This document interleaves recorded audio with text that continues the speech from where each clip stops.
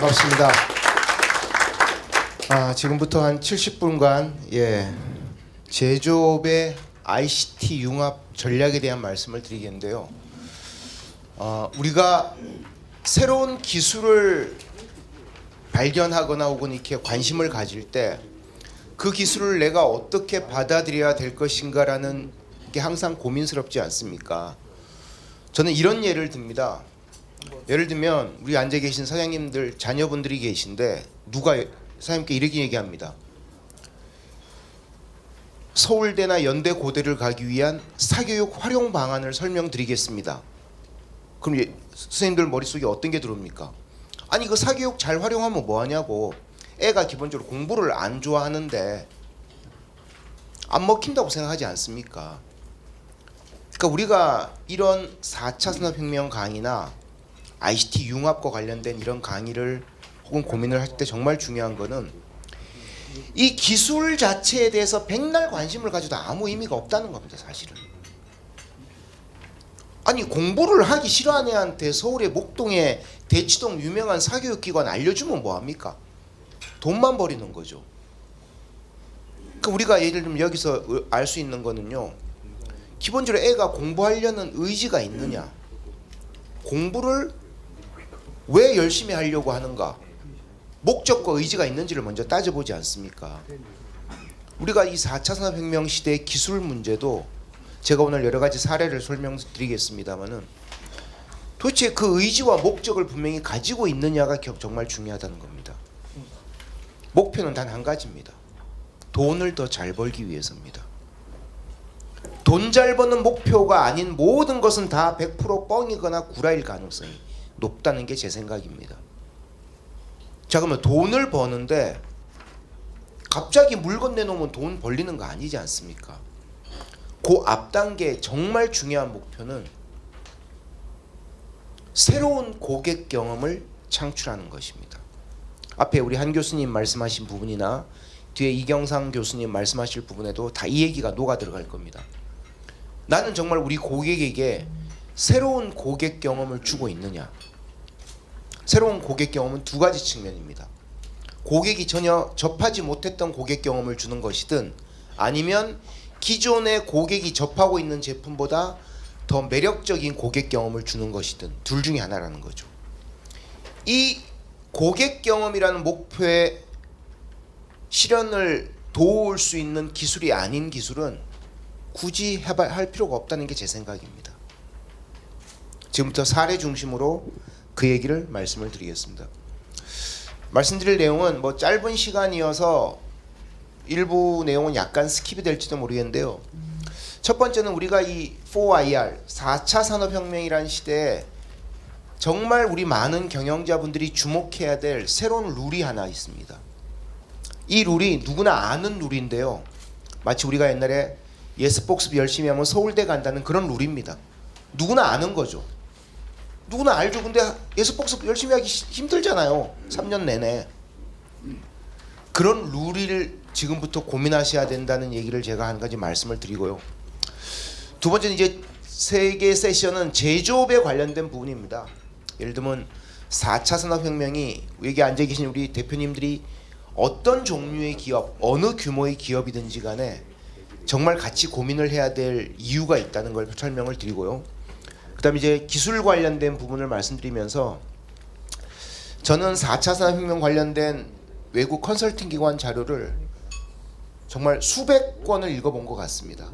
근데 그 중에 제 가슴 속에 정말 이거는 정말 뼈와 살이 되는 정말 중요한 교훈이 담겨 있다고 하는 게 보스턴 컨설팅 그룹의 Lean Industry 4.0이라는 용어가 있습니다. 물론 얘들도 조합해서 만들어낸 용어인데요. 이 새로운 개념이 주는 메시지 몇 가지를 보고서에 나온 그림을 중심으로 설명을 좀 드리고요.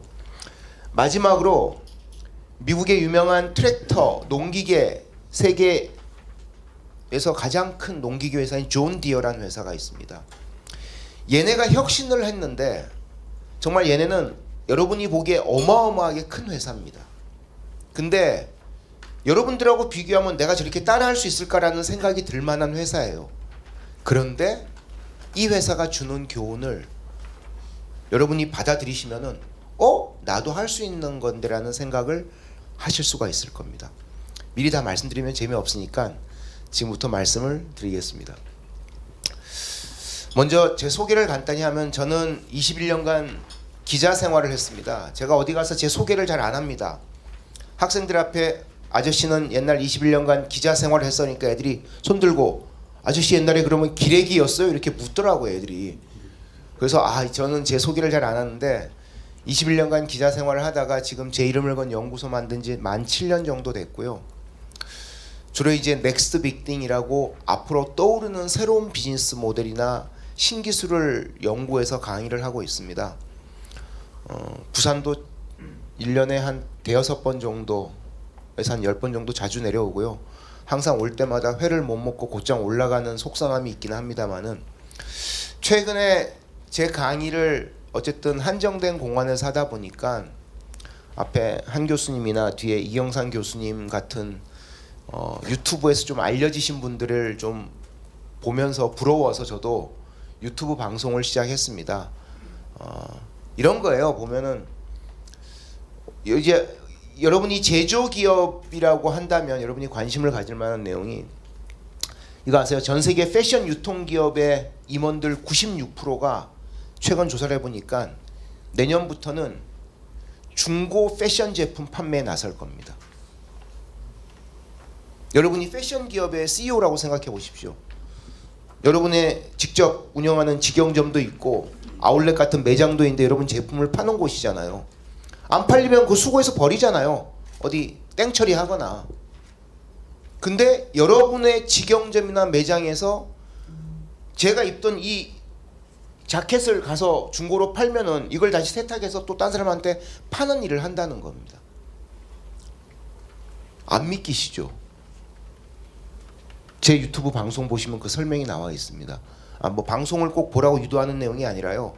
이처럼 세상이 정말 엄청나게 변화한다는 겁니다. 이 내용은 뒤쪽에 4차 산업혁명의 미신과 관련해서 다시 설명을 좀 드릴게요. 또 하나는 미국의 버거킹 가면은 버거킹의 와퍼라는 햄버거가 있습니다. 제가 참 개인적으로 좋아하는 햄버거인데 최근에 얘네가 임파서블 와퍼라는 제품을 내놨어요. 임파서블, 불가능하다는 뜻이잖아요. 이건 뭐냐면 이 버거킹의 핵심적인 장점인 이 고기 패티가 식물성 원료로 되어 있습니다.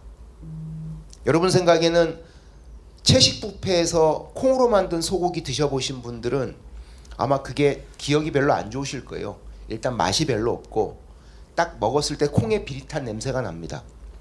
근데 이거는 일반 소고기 패티하고 맛이 똑같습니다. 저는 1월달 미국 가서 얘네 경쟁사 제품을 먹어봤거든요. 딱 먹는 순간 진짜 소고기 맛이 나는 거예요. 식감도 똑같고. 그러니까 세상이 정말 이렇게 변화한다는 겁니다. 이런 변화와 관련된 내용을 중심으로 지금부터 말씀을 드리겠습니다. 제가 이 제조업의 소위 스마트 땡땡땡 같은 변화나 4차 산업혁명이 얼마나 중요한지에 대해서 개인적으로 좀 충격을 받은 사건들이 몇 가지 있었습니다. 첫 번째는 우리 선생님들 다 들어보셨던 아디다스의 스피드 팩토리라는, 아디다스가 이제 베트남이나 중국 같은 저임금 생산 기지들을 다 철수해서 공장을 다 독일이나 미국 같은 고임금 지역으로 선진국으로 옮기고 있거든요. 우리 상식으로는 이거 완전 말도 안 되는 미친 짓이지 않습니까? 근데 얘네가 훨씬 높은 생산성에 훨씬 소비자의 만족도가 높은 깔끔한 신발을 더 빨리 만들어냅니다. 독일 공장은 연간 생산량이 50만 컬레예요. 얘네가 1년에 아디다스가 1년에 1억 몇천만 컬레를 만드니까 50만 컬레면 아주 얼마 안 되는 부분이죠. 50만 컬레 만들려면 공장에 노동자가 600명 정도 있어야 된다고 합니다. 근데 독일에 신설된 스피드 팩토리 공장은 600명이 아닌 10명밖에 없어요, 노동자가. 그런데 1년에 50만 컬레, 1년도 안 걸려요. 더 빨리 만들어냅니다. 더 웃긴 거는 소비자가 신발을 온라인에서 주문을 할 수 있습니다. 예를 들면 이럴 수 있지 않습니까? 나는 오른쪽 왼쪽 끈이 색깔이 달랐으면 좋겠어. 오른쪽 왼쪽 발에 코 있는 부분에 요새 마블에서 유행하는 어벤져스 로고가 달렸으면 좋겠어. 색상도 투톤으로 위에는 약간 하얀색, 밑에는 그레이색이었으면 좋겠어. 우리가 서로 생각하는 신발의 특징이 제각각일 수 있지 않습니까? 주문 엔터 딱 치면 공장에서 5시간이면 완제품이 만들어집니다. 기존에 사람이 만들 때는 5시간이 뭡니까? 5일이 뭡니까? 몇 주가 걸렸던 거예요, 신발 만들려면. 지금은 딱 5시간. 주문 딱 들어가면 자재 부품 쪽에 있는 로봇들이 관련된 부품들 쫙 가져옵니다. 그 다음에 잽싸게 커팅을 해요. 원단들을, 가죽 원단들을. 그 다음에 로봇들이, 신발은 여러분 아시다시피 신발에 이 바느질이 한 땀 한 땀 돼야 되거든요. 생각보다 로봇이 만드는 게 쉽지 않습니다. 근데 거의 완벽하게 만들어내는 거예요. 저는 이걸 보면서 사람의 손맛이 들어가는, 예를 들면 손의 정교함이 들어가는 이런 일도 로봇이 할 수 있을 정도라면은 이제 세상이 바뀌겠구나 하는 충격을 2016년 17년에 제가 이 외신을 보면서 들었고요. 두 번째는 이 오른쪽 밑에는 도미노의 피자 딜리버리 로봇입니다. 뭐 다들 회사 직원들하고 야근하실 때 피자 같은 거 한번 드셔보신 경험이 있을 겁니다. 근데 이 도미노 피자는 이 자율주행 로봇이에요. 로봇인데 안에 피자는 따뜻하게, 콜라는 시원하게, 음료수는 하는 냉장고, 온장고 기능이 있습니다. 이걸로 딱 배달을 해주는 거예요. 얘가 2016년도에 호주하고 뉴질랜드에서 서비스를 시작했고요. 2017년도는 독일 비롯한 유럽 몇 개국에 서비스를 했습니다. 게다가 미국은 이런 로봇이 아니라 우리 아반떼 정도 되는 그런 승용차인데 무인으로 자율주행으로 배송을 해줘요. 예를 들면 여기가 미국이라면 우리 롯데 호텔 1층에서 앱으로 주문을 딱 합니다. 그럼 차가 딱 와요. 그럼 제 앱이 반짝거립니다. 피자 배달이 왔다고. 그럼 자동으로 문이 열립니다. 우리 카니발 같은 거 뒷문 자동으로 열리는 식으로 지가 열립니다. 그럼 피자 딱 들고 내고 뒤에 트렁크 똑똑 수고했어 그러면 얘가 차가 갑니다. 그 세상이 바뀐다는 거죠. 제조업에서 서비스, 딜리버리를 혁신적으로 한다는 것은 핵심적인 목표가 지금까지 아니었다는 거죠. 아니 내 고객이 우리 피자가 더 맛있어서 사 먹는 거지 배달하는 애들이 더 이뻐서 피자를 사 먹는 거 아니지 않습니까? 근데 고객은 피자의 맛도 고객 경험이에요. 그죠? 와 그거 진짜 맛있더라. 가격이 싼 것도 고객 경험입니다. 야 얘네가 미스터 피자보다 더 싸더라. 고객은 야 얘네 주문하니까 딜리버리 하는 게 자율주행 차가 오더라. 고객이 고객 경험을 뭘로 판단할지는 아무도 모르는 겁니다. 여러분 자녀들하고 회식할 때 애들이 엄마 아빠 이거 가성비 좋아요 나빠 이런 얘기 하잖아요. 그 가성비라는 게 엄마 아빠의 카드로 들어가는 지급 금액 대비 애들이 느끼는 효용 가치예요. 효용 가치가 다 똑같을 것 같습니까? 다릅니다. 어떤 애들은, 저는 애들하고 폭탄주 회식을 자주 하거든요. 우리 애들이 그래요. 아빠 이거 가성비 짱이에요. 그러면 뭐가 좋아? 그러면 가격 대비 너무 푸짐해요. 다른 양을 안 따져요. 아빠 가성비 짱이에요. 어떤 의미에서 맛이 너무 좋대요. 다이어트 해야 되니까 많이 안 먹어도 좋다고. 그러니까 애들마다 고객 경험이 다른 거죠. 문제는 어떤 고객 경험. 지금까지 우리 선생님들은 제품 잘 만들고 저렴하게 파는 데만 관심을 가졌을 가능성이 높습니다. 그 외에 고객이 여러분 제품을 선택하거나 구매할 때 어떤 고객 경험을 원하는지를 살펴보실 필요가 있다는 거죠. 1월 달에 토요타가, 제가 미국 라스베가스 CES 전시회는 매년 가는데요. 참 사족입니다만은 내년 1월 달에는 라스베가스 CES 전시회 꼭 한번 가보십시오. 지금까지 언론에 보도됐던 세상이 뒤바뀌니 인공지능이 뭐니 사물 인터넷이 뭐니 하는 것들은 제대로 안 보여졌습니다. 내년 1월, 내후년 1월, 2020년, 2021년에는 정말 깜짝 놀랄 정도의 제품들로 도배가 될 겁니다. 그 두 번 중에 한 번은 꼭 놓치지 마시라는 얘기를 일단 드리고요. 도요타가 내본 휴먼 서포트 로봇인데요. 아니 도요타는 자동차 회사잖아요. 그 얘네가 로봇을 내놨는데 로봇의 완성도가 너무 높습니다. 제가 깜짝 놀랐어요. 저 이걸 딱 보면서 토요타가 렉서스라는 브랜드를 만들면서 렉서스는 토요타 브랜드를 안 쓰잖아요. 렉서스란 브랜드를 쓰잖아요. 토요타가 아닌 렉서스만의 고급 브랜드를 만들려고 해서 렉서스가 미국 시장에서 대성공을 거뒀듯이 요즘이야 뭐 그렇게까지 옛날만큼 명성은 없지만 얘네가 이 로봇을 만든 이유는 딱 한 가지입니다.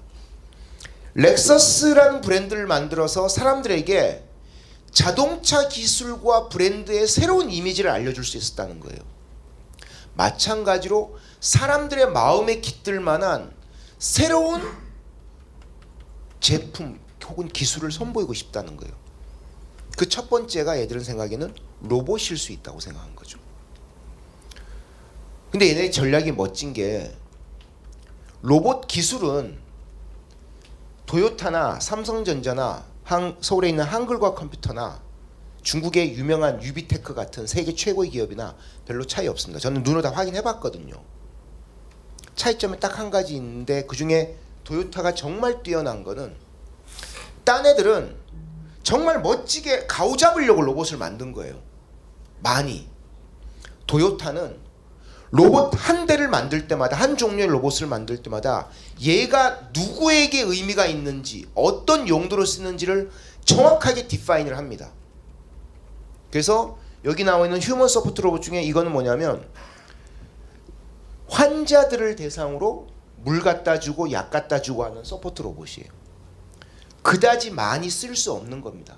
환자 로봇이 뭐 전 세계에 얼마나 쓰이겠습니까? 병원 입장에서 간호사 월급 조금 주면 되는 걸 이 비싼 로봇을 도입하겠습니까? 안 하겠다는 거죠. 딱 몇 가지 용도로. 최근에 제 손 요 정도 되는 애들용 장난감 애완견 같은 인형 로봇을 만들었어요. 정말 간단한 기능 몇 가지만 넣어서. 그러니까 토요타는 넓은 시장, 큰 시장을 보는 게 아니라 요 부류의 사람들이 지금 필요로 한 기능 중에 사람이 제공하지 못하거나 혹은 사람의 일을 좀 더 도와줄 수 있는 기능에 뭐가 필요한 게 뭔가를 본 겁니다. 그래서 뚜렷한 우리가 경영하기 위해서 유즈 케이스라고 하죠. 활용 사례를 중심으로 로봇을 만들고 있다는 겁니다. 마지막 사례는 제조를 하시는 분들이 고객 서비스에 대해서 정말 고민을 해야 할 이유인데요.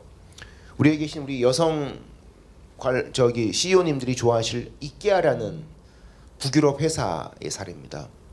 이케아가 2013년도에 걔네 스웨덴 가면 걔네 본사 주변에 매장이 되게 많거든요. 매장을 방문한 고객들을 설문조사를 했습니다. 그랬더니 놀랍게 100명 중에 20 몇 명이 매장에서 가구를 잘못 샀던 경험이 있다는 거예요. 가구를 잘못 샀다는 게 이런 겁니다. 예를 들면 제가 저희 회사에 이 강사용 테이블을 샀는데 강사용 테이블 살 때 남자들은 어떻게 합니까? 이 테이블에 앉힐 공간을 줄자로 다 잽니까? 절대 안 잽니다. 그죠? 발로 요 정도, 요 정도, 키 높이 요 정도면 되겠다고 가구점을 갑니다. 남자들은 절대 줄자로 빈 공간을 안 재거든요. 그 가구점을 갔더니 이게 있어요. 가성비도 좋고 색상도 우리 인테리어하고 어울릴 것 같습니다. 그 배송을 받아왔어요. 근데 봤더니 요게 조금 너무 넓은 것 같아요. 그럼 약간 살 때 약간 내가 오류를 했구나 하고 생각하지만 그렇다고 이걸 또 반품을 돌리진 않습니다. 약간의 마음은 안 들지만 그냥 쓰는 거죠. 이런 걸 가구를 잘못 샀던 경험들은 남자라면은 다 있을 수가 있잖아요. 그 무려 23%인가 40%가 가구를 잘못 샀던 경험이 있다는 거예요. 이케아의 기업 문화 중에 제가 정말 이 회사를 존경하는 건 아닌데 이 회사 CEO와 경영진을 존경한 이유는 이 설문조사 결과가 올라왔을 때 회장이 이런 얘기를 합니다. 야, 우리는 세계 최고의 가구 회사인데 고객들이 우리 매장 와서 가구를 잘못 샀던 경험이 있다는 것은 우리의 고객 서비스 혹은 고객 경험에 문제가 있다라고 얘기합니다. 그 얘기를 듣는 순간 임원들은 뭐라고 하겠습니까? 아니, 고객이 지가 잘못 산 거를 나보고 어쩌라고. 아니, 여러분이 가구회사 CEO라고 생각해 보십시오. 고객이 가구 사러 왔을 때 요거 주문하면은 고객님의 회의실에 이 가구가 들어갈 만한 빈 공간이 있습니까? 이 가구가 고객님의 회의실 인테리어가 어울려? 이렇게 다 물어보지는 않지 않습니까? 그죠? 고객이 산다면 지가 사는 걸 배송만 해주면 되잖아요. 근데 회장은 이렇게 얘기합니다. 앞으로는 이렇게 고객이 잘못 샀던 경험이 나오지 않도록 싹 뜯어 고치라고. 회사가 발칵 뒤집어져요. 근데 뭘 해야 될지 모릅니다.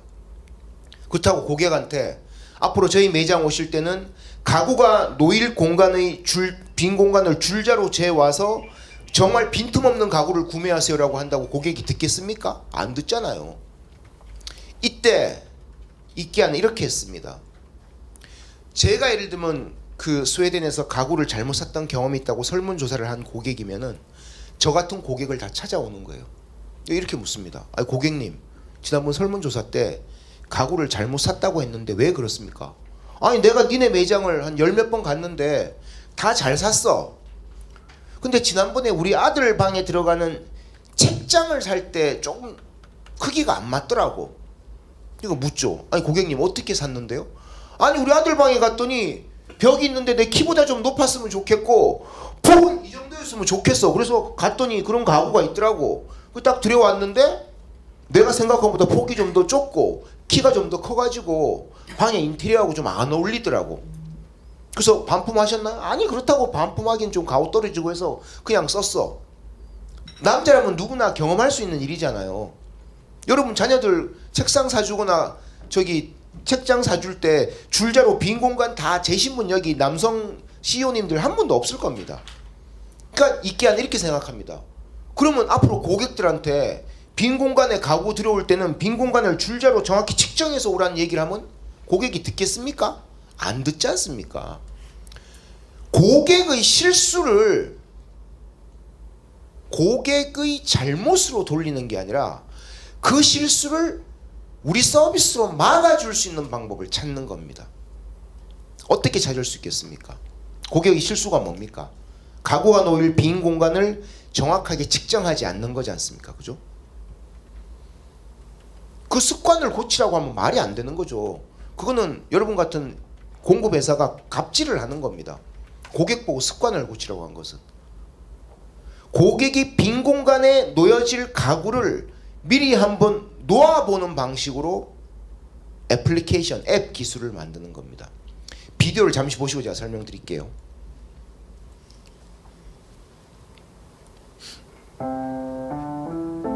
예, 키워주시죠.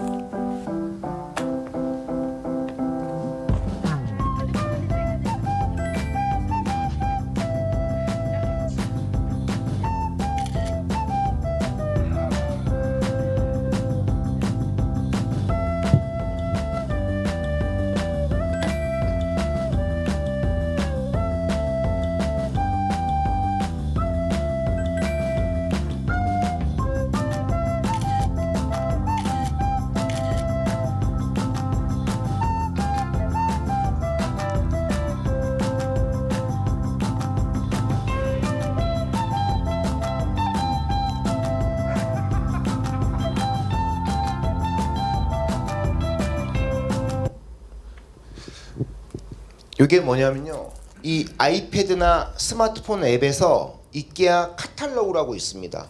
실제 제 강의를 하면은 젊은 여성분들 중에 이걸 실제 다운로드 받아서 쓴 분들이 정말 많은데 그 앱을 딱 실행하면은 이케아의 가구 수천 가지가 나옵니다.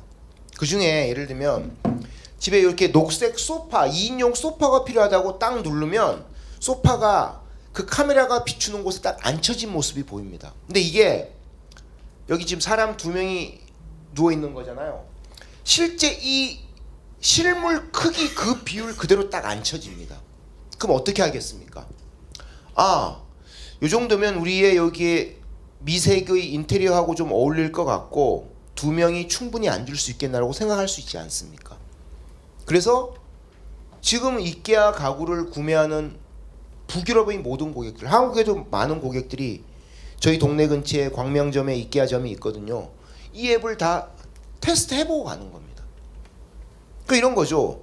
만약 우리 앞에 계신 선생님 5분이 앉아 계신 이 테이블이 없는 테이블인데 앱을 딱 실행하면 테이블이 있는 겁니다. 그럼 어떻게 하겠습니까? 5분이 앉고 보니까 여유 공간이 있어 보이잖아요. 아, 이 테이블은 8명까지 앉을 수 있겠구나. 이렇게 미리 아는 거죠.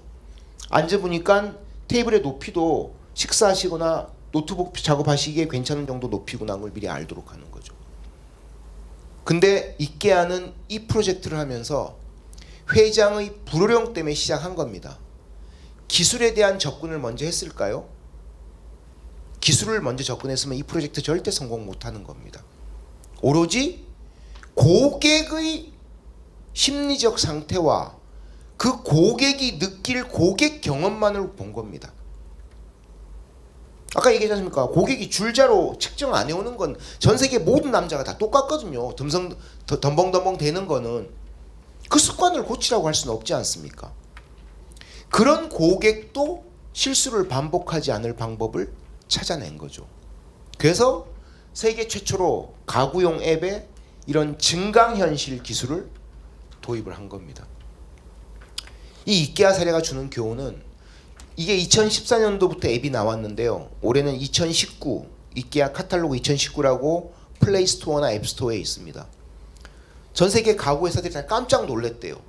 이 기술이 어마어마해서 놀란 게 아니라 이런 상상을 했다는 것을 너무 놀랍게 생각하는 거죠. 사람들은. 문제는 이 고객 경험을 어떻게 고민하는가에 따라서 여러분이 기업이 아무리 자그마한 중소기업일지라도 그런 기회를 맞이하실 수 있다는 겁니다. 다시 장표로 들어가 주시죠.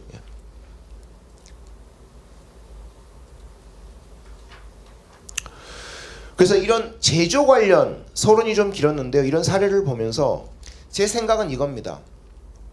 과연 앞으로 어떻게 바뀔까?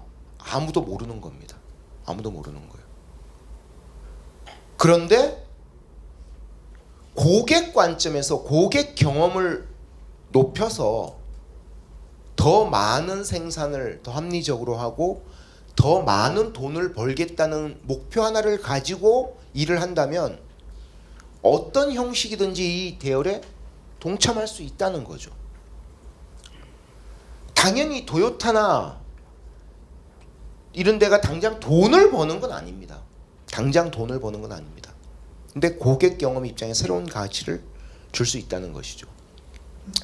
4차 산업혁명과 관련해서 여러분 같은 제조업은 약간은 좀 떨어진 영역이긴 합니다만은 주로 서비스 영역인데 최근에 제조업도 이 규칙이 먹히고 있습니다. 새로운 규칙은 뭐냐면 큰 물고기가 작은 물고기를 먹지 않습니다. 이제는 큰 물고기가 작은 물고기를 먹기는 해요. 우리 어릴 때 동네에 빵집 있었는데 다 사라졌지 않습니까? 그죠? 서울의 그 유명한 대형 프랜차이즈 뚜레쥬르, 파리바게트 같은 애들이 다 먹었지 않습니까? 근데 새로운 룰이 뭐냐면 빠른 물고기가 느린 물고기를 먹는 겁니다. 빠른 물고기가. 근데 이게 얼마나 대단한 예가 있냐면요. 우리 세미나 룸 이게 한 20평 정도 될 겁니다. 그죠? 요 룸만한 빠른 물고기가 있습니다. 막 탄생한 기업이라고 칩시다. 이때 얘 경쟁자는 부산 경남만한 기업이 있다고 칩시다. 여러 스님들 생각해 보십시오. 이 넓은 부산 경남만한 기업과 요 20평밖에 안 되는 기업이 경쟁이 안 되지 않습니까? 근데 부산 경남만한 기업이 느린 물고기이고 요 20평도 안 되는 기업이 빠른 물고기면 세상이 어떻게 바뀌는 줄 아세요? 10년 내 얘가 부산 경남 기업 잡아먹습니다. 여러분 머릿속에는 아니 도대체 이게 그러면 1년에 몇 배를 성장해야지 10년 내 부산 경남만한 기업의 크기가 될지 상상이 안 가죠. 이런 사례가 수십, 수백, 수천 건 있습니다. 전 세계적으로. 10년 내 요 20평도 안 되는 기업이 부산시만한 혹은 부산 경남만한 기업을 잡아먹은 사례가 혹은 그 기업보다 더 능가한 사례가 그 빠른 물고기의 빠르다는 의미는 제가 뒷장에 설명시켜 드릴 건데요. 이 왼쪽 그림 뭐냐면 우리가 외국 가면 가끔 이용하는 우버라는 우리 어릴 때 표현으로 나라시 택시입니다. 우버의 요 밑에 녹색이 우버의 기업 가치인데요. 얘네가 회사 만들고 몇 년 동안은 기업 가치가 거의 제로였습니다. 돈도 못 벌었어요.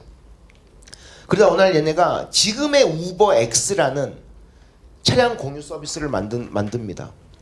그리고 얘네가 미국의 100년 된 기업인 포드나 GM의 기업 가치를 넘어서는데 4년밖에 안 걸렸어요. 기업 가치가 제로였던 애가 100년 이상 된 미국 최고의 자동차 회사를 기업 가치를 넘어서는데 4년밖에 안 걸렸습니다. 기업 가치가 제로였던 애가.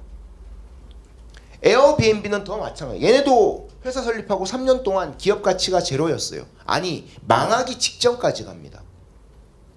근데 얘네도 창업하고 몇 년 있다 지금의 에어비앤비 서비스를 새로 내놓습니다. 처음에는 얼토당토한 사업을 했던 애들이거든요. 그 기업 가치가 제로였다가 2013년도에 그 서비스를 내놓음부터 불과 2년 만에 메리엇 호텔의 기업 가치를 넘어섭니다. 선생님들 상상을 해보세요. 아무것도 없던 애가 메리엇 호텔 같으면 전 세계 호텔 체인 중에 힐튼, 메리엇 가장 큰 애들이잖아요. 아무것도 기업 가치가 거의 제로였던 애가 2년 만에 그 기업 가치를 넘어선다는 게 상상이 됩니까 이게? 그러니까 세상이 이렇게 달라진다는 거죠.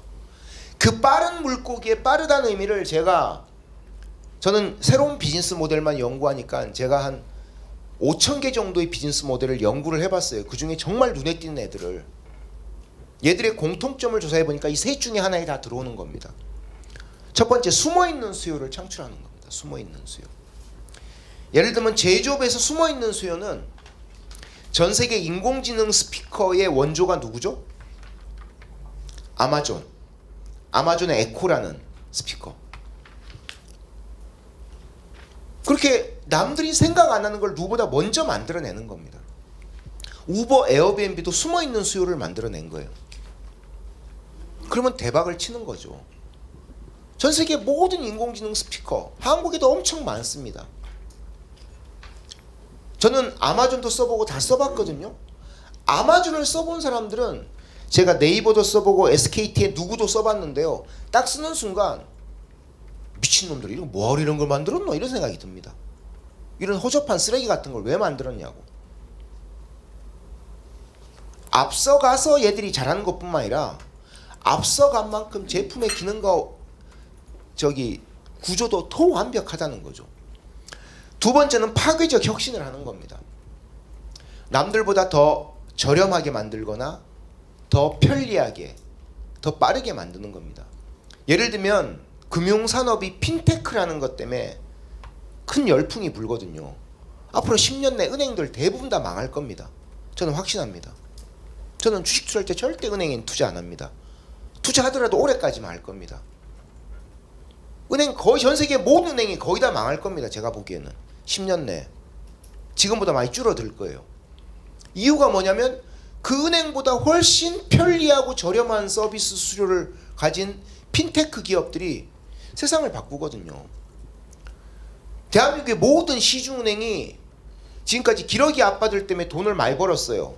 뭐 때문에? 기러기 아빠가 캐나다나 미국 가 있는 저 와이프나 애들한테 생활비, 학비 보내지 않습니까? 100만 원 보내면 지금까지 수십 년 동안 은행은 3만 5천 원의 수수료를 뗐어요.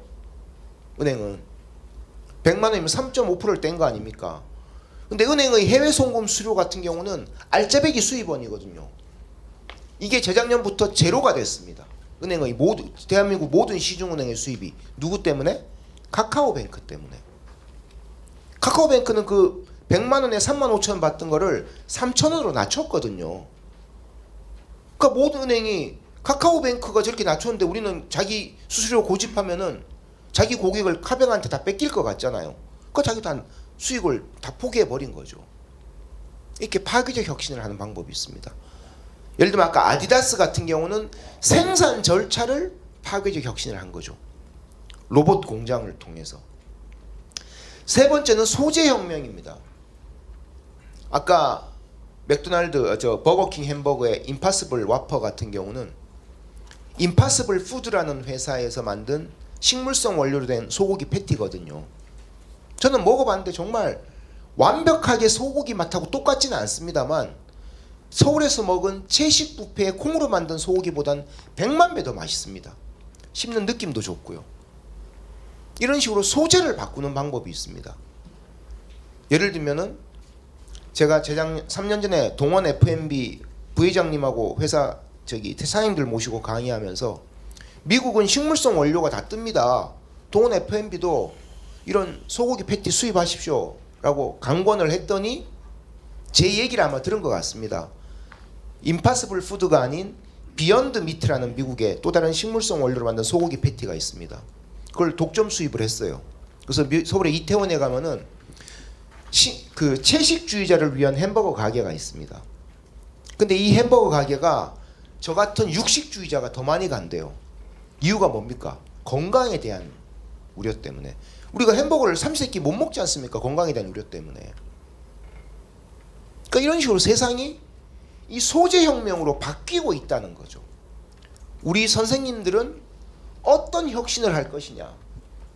근데 여기서 절대 기술을 중심으로 보시지 마시고 여러분의 고객을 찬찬히 살펴보시라는 겁니다.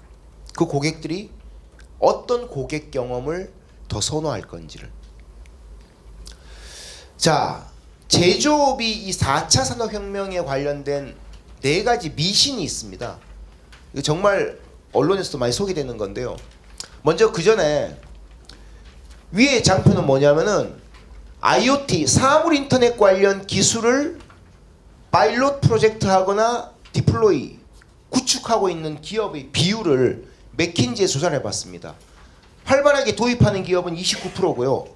파일럿 프로젝트라는 기업은 41%, 30%는 계획만 가지고 있습니다.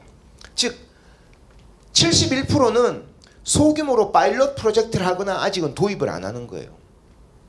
제조업이 사물 인터넷 관련 기술을 조금이라도 도입 안 하면 그건 제가 보기에 그 제조업은 볼장 다 본 겁니다.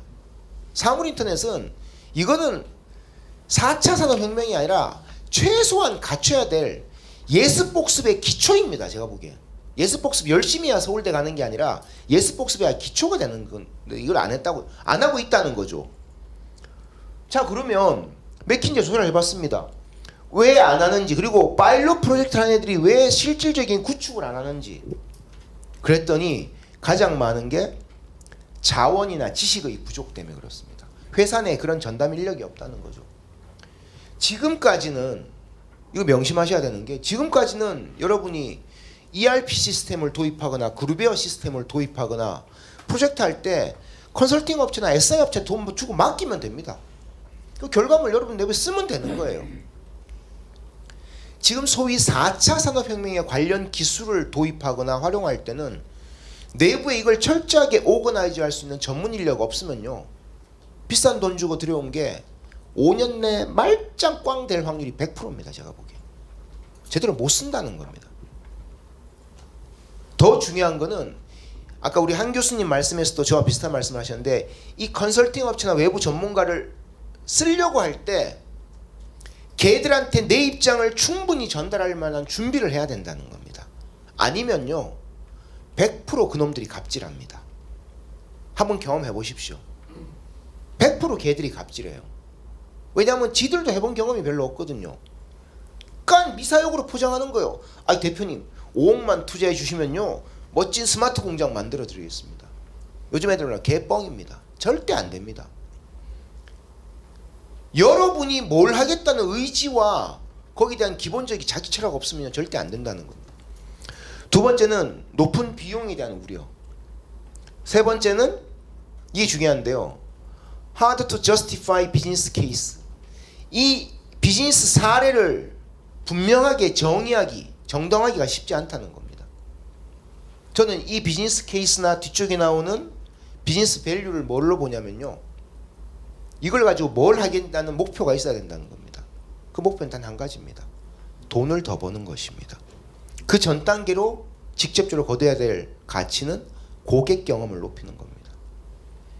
그게 아닌 모든 스마트 공장 프로젝트는, 지금 정부에서 추진한 스마트 팩토리 프로젝트의 99%는 다 뻥이에요. 제가 보기에 말도 안 되는 겁니다. 정부도 사기치고 있고 관련 업계도 사기치고 있는 거예요. 마치 옛날 김대중 정부 때 그 당시 산업자원부가 ERP 프로젝트라는 걸 했거든요. 중소기업들한테 ERP 프로젝트 하면 정부가 5천만 원씩 지원해 줬어요. 그게 99.9%가 다 사기였습니다. 그땐 제가 기자 생활하면서 그걸 엄청 조진 기사를 많이 썼거든요. 근데 뭐 제 의견을 안 받아들여지죠. 그때 그 제품을 공급했던 ERP 업체가 수백 군데였는데요. 100% 다 망했습니다. 정부 지원금 5천만 원씩 받아서 업체들 삥 뜯다가 정말 예외 없이 100% 다 망했어요. 지금 스마트 팩토리하고 장난치는 애들도 제가 보기엔 100%까지는 아니라도 상당 부분 점수가 망할 겁니다. 그러니까 절대 사기에 속으면 안 되는 거예요. 사기에 안 속는 유일한 방법은 여러분이 내가 뭘로 우리 공장 환경을 개선하려고 할 것인가. 그 이유는 아까 한 교수님 말씀하신 대로 이게 품질 문제를 확실하게 높일 것인가, 생산을 합리화할 것인가, 납기를 더 당길 것인가, 목표가 분명히 있어야 된다는 거죠. 그게 고객 경험이라는 것입니다. 네 가지 미신 중에 이런 게 있습니다. 첫 번째는 4차 산업혁명 기술은 너무 비싸다는 생각을 많이 합니다. 그렇죠. 남들처럼 가오 잡으려고 스마트 팩토리 쫙 다 도입하면 비싸죠. 근데 그런 짓을 왜 하냐 이겁니다. 내가 뭘 할 것인가를 먼저 고민을 해야 된다는 거죠. 그리고 거기에 맞는 기술을 자그마하게 파일럿 프로젝트를 해보면은 검증 결과 금방 나옵니다. 4차 산업혁명 기술의 장점은요, 이 땅에서 시작해서 구축하는데 시간이 얼마 걸리는지, 이게 옛날처럼 6개월 1년 걸리면 이 기술 이 프로젝트도 100% 사기고요. 제가 보기엔 무조건 한두 달에 다 끝내야 됩니다. 그리고 끝나고 나면은 일주일 내 ROI가 나와야 돼요. 제가 보기엔 투자 효과가 늦어도 한 달 내. 그걸 6개월 돌려보고 나온다? 그 100% 사기입니다. 제가 보기엔. ROI가 한 달 만에 나올 수는 없겠죠. 투자 회수가 한 달 만에 될 수는 없는데 투자에 대한 효과 검증은 돼야 된다는 거죠. 비싸서 문제가 아니라 모르고 비싸게 쓰는 게 문제라는 겁니다. 두 번째는 언임플로이먼트, 4차 산업혁명에 대해 많이 잘릴 것이다. 많은 부분 다른 산업에서는 잘릴 것이 있습니다. 제조업 같은 경우는 아디다스처럼 오토노머스 매니팩처링, 자율 제조가 되면은 잘릴 수가 있지만 완벽한 로봇 기반의 자율 제조 공장 환경이 10년 내 대한민국에 있어봤자 얼마나 있겠습니까? 별로 없다는 거죠. 그래서 이 보면 맥킨지 조사, 월드 경제 포럼 조사를 보면은 46%는 기술 변화가 필요 없다는 겁니다. 나머지 54%의 경우에도 한 달이면 바꿀 수 있거나 세 달이면 기술 변화가 다 가능하다는 겁니다. 1년 이상 교육을 해야지 기술이 바뀔 수 있는 직군은 10%밖에 안 된다는 겁니다. 나머지는 그다지 안 바뀌어도 된다는 거죠. 약간의 공부라면 바뀌는 거예요. 세 번째는 Business must forgo profits to achieve sustainability. 기업들은 sustainability, 지속 가능성을 획득하기 위해서 profit, 수익을 포기해야 된다. 말도 안 되는 거죠. 기업의 존재 목표가 수익을 얻는 건데 지속 가능성을 위해 수익을 포기한다 그러면 안 되는 거죠. 지속 가능성이란 것은 지구 환경의 지속 가능성, 이런 걸 얘기하는 겁니다. 지구 환경의 지속 가능성. 아니 기업은 당연히 탄소 배출권, 탄소 소비 저것도 줄여야 되고, 그렇죠. 환경 오염하면 안 되잖아요. 근데 환경 오염 안 하기 위해서 여러분 수익을 줄여야 된다? 그럼 기업 뭐라 합니까? 그죠? 하면 안 되잖아요. 환경을 지키기 위해서 내 기업의 수익을 포기하라? 그럼 말도 안 되는 거죠. 전 세계 패션 기업들은 매년 3월, 우리 기업으로 따지면 3월에 주주총회하고 회계 결과 감사 보고서를 내놓으면 거기에 모든 그의 가장 큰 골칫덩어리 하나가 있습니다. 뭐냐면 작년에 팔고 남은 재고 중에 올해 이제 더 팔기 힘들어서 버려야 되는 옷이에요. 우리가 자라, 유니클로 같은 그런 전 세계 패션 기업 중에 미국의 H&M이라고 있습니다. 여성분들 알만한 되게 큰 유명 패션 브랜드인데, 얘네가 작년 제표를 회계감사 보고서를 딱 내놨는데 4월에 구글 검색하면 나옵니다. 재고가 3조 4천억 원치 남았대요. 안 팔린 옷이. 근데 회사 경영진에 보니까 나머지는 50% 30% 할인 판매하면 돼요. 그중에 1조 2천억 원어치는 이거는 할인 판매도 안 팔리는 옷이라고 판단이 된 겁니다. 유행이 너무 지난 거죠. 그중에는 재작년부터 넘어온 재고도 아마 있을 거고요. 그래서 이거는 이제 매립을 해야 돼요. 소각을 해야 돼요. 근데 상상을 해보십시오. 1조 2천억 원어치에 오시면 쌓아놓으면 이 롯데호텔보다 훨씬 높을 겁니다. 그죠? 덤프 트럭으로 수천 대가 와야 될지도 몰라요. 그럼 그 트럭을 해가지고 매립장에 가서 파묻는 비용이 얼마나 들겠습니까? 매립 비용만 수백억이 들어갈 거란 거예요. 버리는 비용만.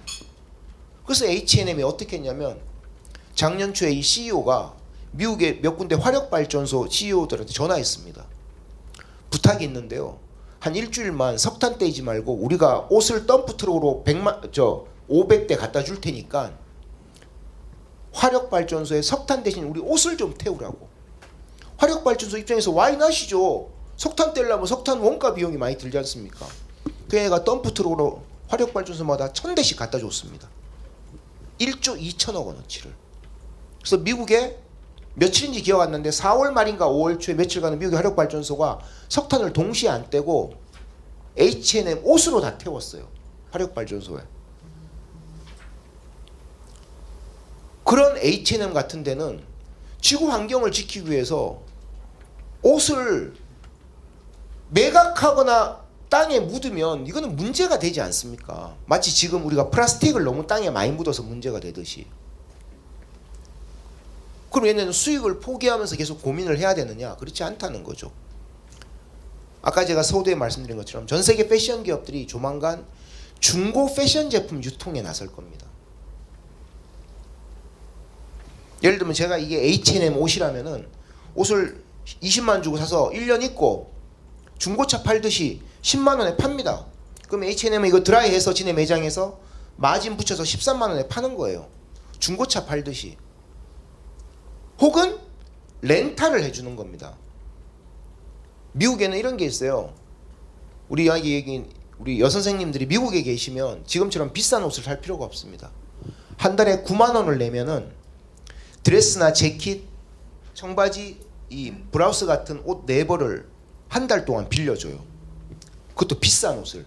한 벌당 100만 원씩 하는 옷을 4벌, 9만 원 내면은. 그럼 4벌이면 한 달 동안 충분히 입잖아요.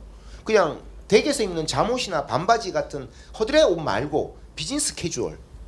한 달 입고 드라이 할 필요 없이 그냥 갖다 주면 얘네가 다시 드라이해서 또 딴 사람한테 빌려주는 거예요. 그게 89달러, 9만 5천 원 정도 합니다. 159달러, 17만 원을 내면 옷 4벌을 보내주는데 이 4벌 중에 내가 마음에 안 드는 옷은 매일매일 바꿀 수 있어요. 그러면 한 달 동안 무한대의 비즈니스 캐주얼을, 예를 들면 우리 남성분들 같은 경우 재킷을 365일 내내 한 달 내내 맨날 다른 재킷을 입을 수 있습니다. 그것도 50만 원, 100만 원짜리 멋진 옷들을. 이게 미국의 한 스타트업이 시작해서 미국의 패션 기업을 지금 바꾸고 있거든요. 렌트 더 런웨이라는 기업인데 얘네가 너무 사업을 잘하니까 미국의 모든 패션 기업들이 나도 중고 패션 제품을 유통 안 하면 망하겠다는 생각을 하는 겁니다. 제가 단언컨대 앞으로 5년 내 한국의 패션 산업의 지형도 완벽하게 바꿔집니다. 중고 패션 유통과 렌탈. 마치 우리가 차를 보면은 중고차를 판매할 수도 있고 중고차를 아마존카 같은 데는 중고차를 또 장기 렌탈해 주거든요. 저도 제 법인차를 중고차를 한때 이용한 적도 있었고 지금은 신차 렌탈을 합니다만은 이게 차만 그런 게 아니라 패션 기업들이 이렇게 할 수도 있다니까요. 혹시 여러분들 중에 고가의 개인용 제품을 생산 판매하시는 분은 그 산업도 이렇게 렌탈 산업이 앞으로 올 가능성이 있다는 겁니다. 바뀐다는 거죠. 그 다음에 4차 산업혁명은 선진국에서 다국적 기업, 대형 다국적 기업만 하는 거냐. 이것도 말이 안 되는 거죠. 여러분 기업이 아무리 조그만 중소기업일지라도 이 4차 산업혁명과 관련된 일을 여러분도 뭔가를 하셔야 돼요.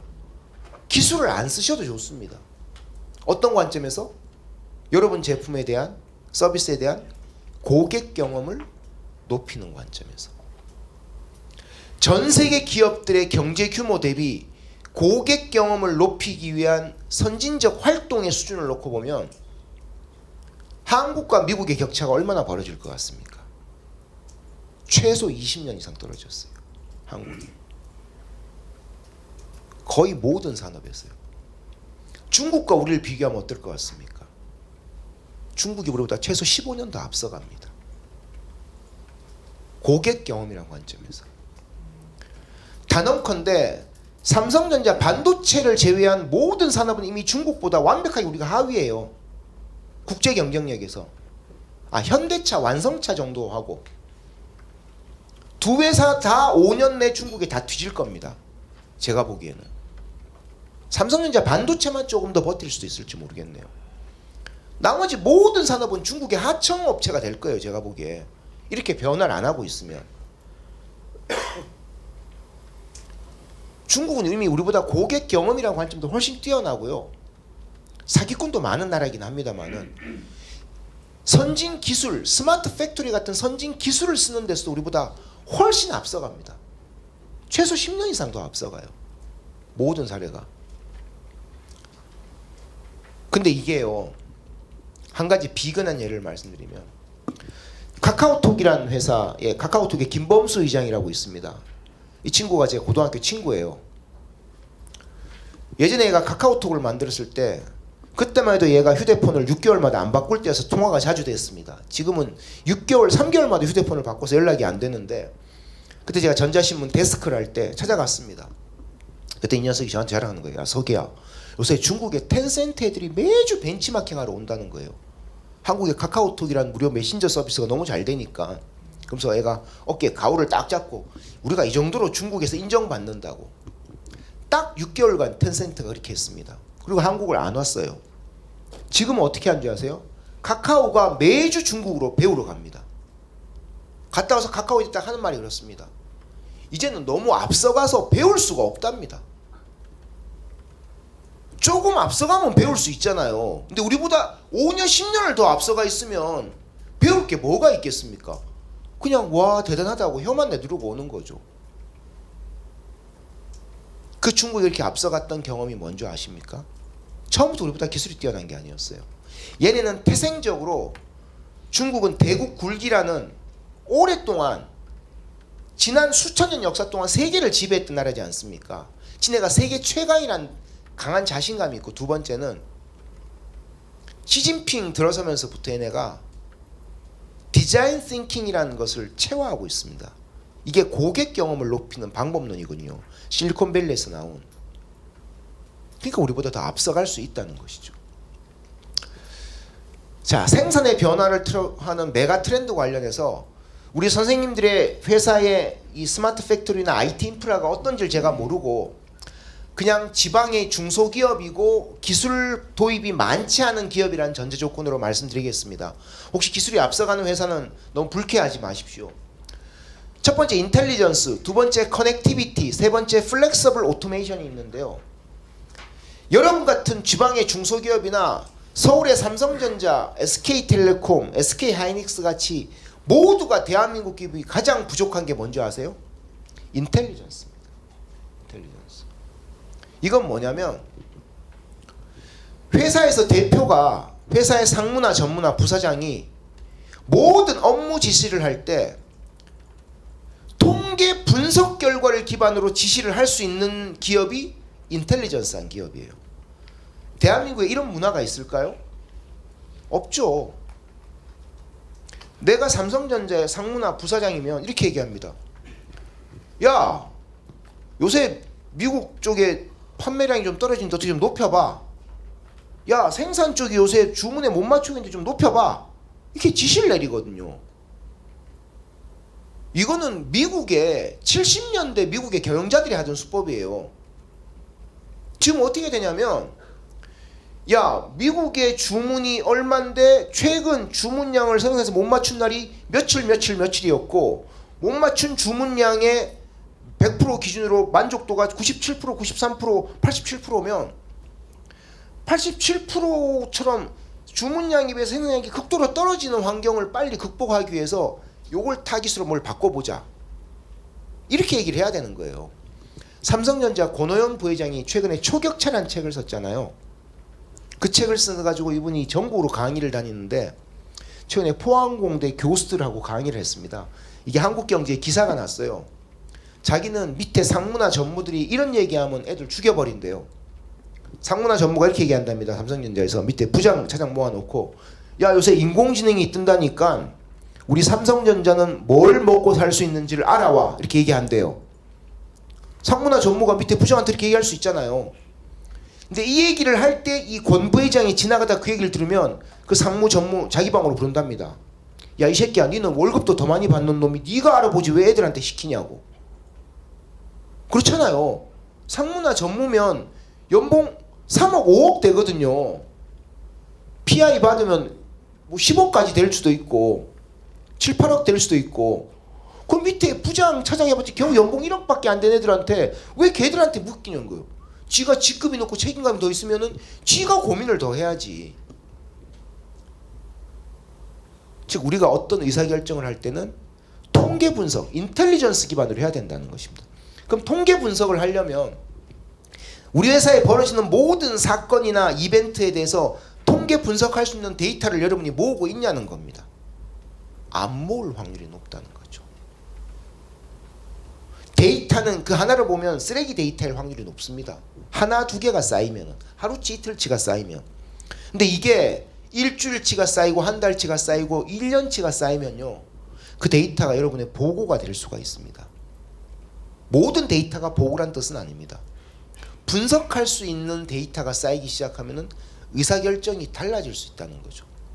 그래서 저는 인텔리전스, 커넥티비티, 플렉서블 오토메이션 이 세 가지 키워드 중에 한 가지만 기억하라고 꼭 강권을 제가 부탁을 드린다면은 모든 의사결정이 고객 경험을 더 높이기 위한 우리 지능을 갖겠다라고만 생각하시면 된다는 겁니다.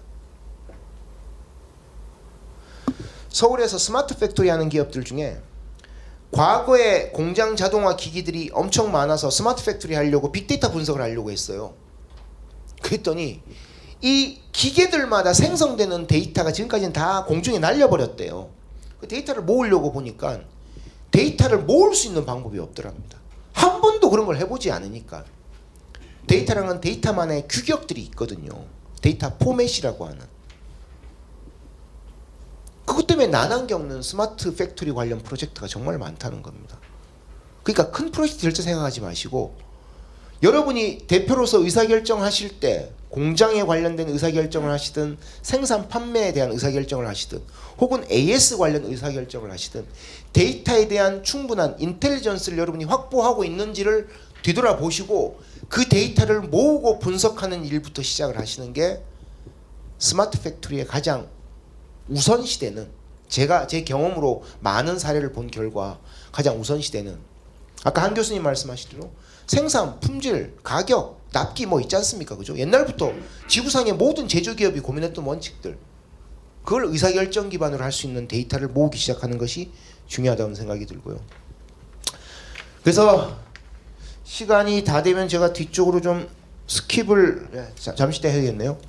그래서 이제 4차 산업혁명 기술이 촉진하는 생산의 핵심적 변화는 오토노머스 매니팩처링 자율주행이 아닌 자율 생산 완전 공장에 의한 자율 생산.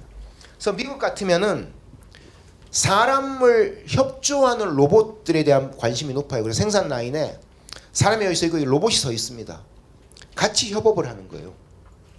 이런 생산 라인이 미국에 정말 많아지고 있습니다. 그러니까 사람의 정교함과 로봇의 단순 반복성을 결합시키는 거죠. 그 다음에 두 번째, 투명한 밸류 체인의 커넥션. 여러분의 제품을 원자재를 공급해서 생산해서 판매하는 라인들 있지 않습니까? 이 밸류 체인. 이 데이터들이 과연 투명하게 의사결정되고 있는지를 한번 보실 필요가 있는 거죠. 중소기업들이라면 대부분 잘 안 되고 있을 확률이 높습니다. 대기업들은 예를 들면 이런 겁니다. 대기업은 풀필먼트, 재고 채워주는 게 이마트, 롯데마트 창고 단위로 다 돼요. 저희 집이 고척동 도움경기장 앞에인데 그 옆에 롯데마트가 있습니다. 롯데마트에 드럼용 세탁기 세제가 하루에 얼마 팔리잖아요. 그럼 이거는 P&G나 LG생활건강의 데이터가 다 갑니다. 그럼 얘들은 서울에 있는 구로구에 가장 가까운 물류센터에서 알아서 채우러 옵니다. 주문 발주 안 넣어도. 즉 밸류 체인에 가치 사슬의 데이터가 서로 다 투명하게 교환되고 있다는 거죠. 중소기업들 입장에서 그렇게 가치 사슬을 다 데이터 교환하기가 쉽지 않습니다. 근데 핵심 데이터를 근데 모르고 우리 대표님들이 모르고 넘어가실 경우도 많이 있다는 거죠. 그럼 밸류 체인의 데이터 중에 꼭 필요한 데이터를 혹시 수작업이나 야매로 대충 처리하고 있는 경우라면은 이 부분을 먼저 확보하는 방안. 이거는 엄청난 기술 필요 없습니다. 그냥 걔네 엑셀 파일로 문자 메시지 카톡으로 받아도 됩니다. 그런 데이터라도 좋다는 거죠. 세 번째, 이게 정말 안 되는 거죠. 대한민국은 대기업들의 갑질 문화 때문에. 내 서플라이어의 에코시스템. 내한테 서플라이어는 원자재나 부품을 공급하는 회사잖아요. 서플라이어는. 얘네의 에코시스템을 신경을 써야 된다는 거죠. 데이터를 가지고. 대한민국의 삼성, LG, SK가 그런 거 신경 쓰겠습니까? 안 쓰죠. 임마가 나한테 싸게만 주면 되지 않습니까? 그죠? 나는 많이 팔아서 비싼 이득을 남기면 되는 거고. 근데 이래가지고는 이 생태계 자체가 변화가 없다는 것입니다. 마지막으로 새로운 비즈니스 모델.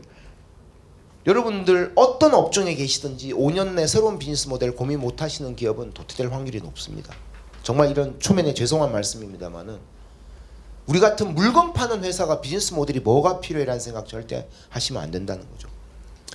마지막으로 요 린 인더스트리라는 단어는 이런 겁니다. 말씀드리면은 5분 남았다고 끝내라고 하네요. 인더스트리 4.0은 이 4차 산업혁명과 같은 용어인데요. 공장의 자동화를 얘기하는 겁니다. 이쪽으로 와서 자동화 수준이 높아지는 거예요. 그러니까 자동화가 되면 훨씬 생산성이 높아지겠죠. 린이란 건 뭐냐면은 기업이 고객의 요구에 맞게 빨리 대응하는 역량을 대기하는 겁니다. 새로운 제품을 빨리 만들어내는. 그러니까 Y축으로 가면 신규 사업을 빨리 잘하는 역량이고 X축은 자동화를 잘하는 역량이에요. 근데 이 두 가지 다 된 기업이 전 세계적으로 5%가 안 된다는 겁니다. 5% 뭡니까? 3% 2%도 안 될 거예요. 그러니까 아직 여러분도 기회가 많다는 것입니다. 그걸 한번 나중에 보시면 되고요. 마지막으로 요 사례만 말씀드릴게요. 존 디어라는 사례는 정말 우리에게 많은 교훈을 주는데요. 얘네가 몇 년 전에 7년 전에 얘네 트랙터에 센서를 넣었습니다. 엔진룸에. 어느 날 대표가 이런 고민을 합니다. 야, 우리 트랙터 몰동 농부들이 AS 전화가 오면은 미국은 AS 전화 오면은 ASR 가는데 한 이틀 3일 걸리거든요. 그러니까 미국 농부들은 그런 불만이 있어도 이 존 디어 트랙터를 계속 썼어요. 근데 이 CEO가 이렇게 얘기하는 겁니다. 야, 앞으로도 저런 고객의 불만을 고객이 감수하면서 우리 제품을 쓰겠느냐. 고객한테 대응을 해주자라고 하면서 차의 엔진룸에 센서를 몇 개 넣어서 이 센서 데이터가 존 디어 본사로 계속 올라옵니다. 그러면은 트랙터가 고장나기 전에 엔지니어 가서 고쳐주는 거예요. 예를 들어 이런 겁니다. 농부한테 전화해서 박석희 농부님 저희 트랙터 잘 쓰시죠? 죄송한 말씀인데 농부님의 엔진룸에 있는 센서 데이터를 보니까 내일 모레 이맘쯤 트랙터가 멎을 것 같습니다. 그 농부가 뭐랍니까? 이 새끼 돌았나 임마 잘 가는데 뭔 소리 하나 그러면 엔지니어가 옵니다. 그리고 엔진룸에서 이렇게 뭐 공기 필터 같은 거 딱 빼서 보여주는 겁니다. 막 썩어 있는 필터를. 그럼 농부 입장에서는 오 이렇게 안 좋았냐고. 그럼 며칠 내에 고장 날 거라고 농부 대충 알잖아요. 그럼 이제 미리 고쳐주는 거죠. 그러니까 얘네는 처음에 큰 프로젝트를 한 게 아니라 이렇게 콜센터에 전화가 와서 AS한테 이틀 3일 걸리는 불만을 해결해 주기 위해서 시작한 겁니다. 당연히 트랙터 가격은 더 비싸죠. 센서를 몇 개 넣어야 되니까. 자, 2년쯤 있다가 제가 그 농부입니다. 얘네가 찾아옵니다. 저희 트랙터에 있는 센서가 어떠시냐고 했더니 야, 너거 진짜 너무 잘했다. 내가 비싸게 살 때는 약간 의심했는데 이 비싼 트랙터 산 다음부터 내가 콜센터에 고장 신고를 할 일이 없다. 알아서 미리 다 고쳐주니까. 엔진룸에 관련 소모품들을 미리 다 빼주니까 고쳐주니까. 그래서 저한테 묻는 거예요. 혹시 뭐 불만이 없냐고. 나 불만은 없는데 요게 좀 고민이라고. 내가 네 알다시피 밭이 2만 평인데 올 봄에 씨를 다 골고루 뿌렸는데 요쪽 3분의 2는 수확량이 좋은데 요쪽 조금하고 저쪽은 수확량이 너무 안 좋다고. 특히 저쪽은 물을 뿌려도 땅이 너무 빨리 메마르고 이쪽은 씨를 뿌렸는데 거의 초기에 다 발화가 안 되고 죽어버렸다고. 뭔가 내 이 밭에 땅의 화학적 성분이 다른 것 같다고. 비옥함이. 야, 니네 트랙터 밑에 센서를 달아서 땅의 성분을 좀 측정해 주면 안 되냐고. 그러니까 존 디어의 핵심 임원들이 깜짝 놀란 거예요. 자기는 상상을 못했는데 농부들이 이런 얘기를 해주는 겁니다. 그래서 그 다음 2년 후에 나오는 트랙터는 더 비싸게 팔았어요. 엔진룸에는 고장을 체크한 센서가 있고 바닥에는 땅의 화학적 성분을 체크한 센서가 있는 거예요. 여기 이렇게 나옵니다. 엔진룸에 아이패드 같은 게 2개 있어요. 저 운전석에. 그럼 내 땅의 성분을 이렇게 쭉 표시해 줍니다. 내년에 씨를 뿌릴 때는 이쪽엔 씨를 뿌리지 마세요. 이쪽에는 물을 안 줘도 되는 그런 작물만 뿌리세요. 이렇게 얘가 레코멘드를 해줍니다. 농부들의 만족도가 극강으로 높아지는 거죠. 사실 생각해 보십시오. 미국은 다 자기가 5,000평, 10,000평의 밭을 가지고 있는데 이 땅의 화학적 성분을 어느 농부가 어떻게 알겠습니까? 모르잖아요. 그 대충 알아서 여기는 물을 좀 더 줘야 되는 곳 이렇게만 알고 있었는데 이걸 설명을 해주는 거예요. 그 저한테 또 옵니다. 존 디어의 임원들이. 아, 박석희 농부님 마음에 드시냐고. 야, 니네 정말 잘했다. 내가 비싸게 샀지만은 정말 잘 산 것 같다고. 근데 혹시 또 개선 사항이 없냐고 했더니 이런 농담을 합니다. 아니, 니네 트랙터가 분석한 걸 보니까 요쪽 2,000평은 물을 좀 더 자주 뿌려야 된다고 하는데 땅이 2,000평이 직사각형으로 2,000평이 물 뿌려야 되는 곳이 나올 리가 없지 않습니까? 이렇게 굴곡이 있을 거 아니에요. 그러니까 이거를 내가 측정하기가 힘들다. 그리고 이쪽에는 씨를 뿌리지 말라고 하는데 씨를 뿌리다 보면 트랙터가 요 선을 넘어갈 수도 있지 않느냐. 그러니까 이 땅의 화학적 성분 데이터가 물 뿌리는 기계나 씨 뿌리는 기계에 다 데이터가 서로 공유돼서 봄에 씨 뿌리는 기계 가지고 오면 얘가 요쪽 넘어가지 맞아야 될 선은 씨를 안 뿌리게 만들어줬으면 좋겠다는 얘기를 하는 거예요. 임원들이 깜짝 놀라면서 얘네가 여기 나오는 스마트 팜 전략을 만들게 됩니다. 얘네 이런 전략이 경영진이 없었어요. 처음에 엔진룸에 센서를 달았더니 차 트랙터 밑에 센서를 달면 화학적 성분을 분석하는 얘기가 나오고 그걸 분석했더니 각각의 기계 간에 서로 자동화돼서 그 지금 어떻게냐면 존 디어 기계가 다 있는 농부들은 씨가 피우면서 와인 마시고 운전만 하면 됩니다. 아무 할 일이 없어요. 기계가 알아서 씨 뿌려주고 땅에 화학적 성분이 안 좋은 곳은 얘가 다른 씨를 또 뿌려줍니다. 지가 다 세팅이 돼 있어가지고. 최근에는 밑에 나와 있는 블루리버 테크놀로지라는 회사를 인수했는데 이 회사는 뭐냐면 미국의 인공지능 관련된 자그마한 기업인데요. 예를 들면 이 앞에 테이블에 요 꽃이 내가 뿌린 작물이고 우리 물잔들이 잡초라고 생각해 보십시오. 농부 같으면 요거 암백에 생 노가다로 잡초 다 베야 되지 않습니까? 여기 제초제 뿌리거나. 지금 이 블루리버를 인수한 다음에 얘네 트랙터는 밑에 분사구가 2개 있어요. 하나는 비료를 뿌려준 분사구, 하나는 제초제를 뿌려준 분사구예요. 카메라가 4개인가 있습니다. 얘가 지가 풀을 다 분석하는 거예요. 여기는 우리 농부님이 뿌린 곡물이네? 비료 뿌려줍니다. 입마들은 뭐지? 잡초네? 제초제 지가 뿌려줍니다. 농부가 아무것도 할 일이 없는 거예요. 근데 이런 전략이 이 존 디어가 처음부터 큰 그림을 그렸으면 이 회사 망했을 겁니다. 그 제가 서울에 SK그룹이나 삼성그룹 가서 강의할 때 디지털 트랜스포메이션은 절대 1년 넘는 계획 세우면 바보라고 얘기합니다. 1년 넘는 계획을 세우려면 당연히 컨설팅 비용도 많이 들어가고 복잡하잖아요. 6개월만 딱 지나면 세상이 다 바뀌어 있거든요. 계획이 아무 의미가 없습니다. 계획이. 그래서 항상 첫 해에 고객이 원하는 페인 포인트, 극복해야 될 페인 포인트 하나만 집중을 하라고 합니다. 한 가지를 해결하면요, 존 디어처럼 그 다음에 해결 과제는 고객으로부터 다 나오게 돼 있다는 것입니다. 100%는 물론 아니지만. 그래서 제 결론은 이렇습니다. 어떤 기술을 도입하시고 어떻게 혁신하고 변화하시든 여러분의 목표는 앞으로 3년 5년 후에 지금까지 일궈오신 사업보다 더 큰 새로운 비즈니스 모델로 가시는 겁니다. 여러분이 아무리 지금까지 잘하신 기업을 가지고 계시더라도 그러려면은 기본적으로 기술 자체에 너무 매몰되지 마시고 고객 경험을 혁신하는 부분에서 새로운 고민을 시작해 보시면 좋은 성과가 나올 수 있을 것이라는 강한 자신감을 불어넣어드리면서 강의를 마치도록 하겠습니다. 감사합니다.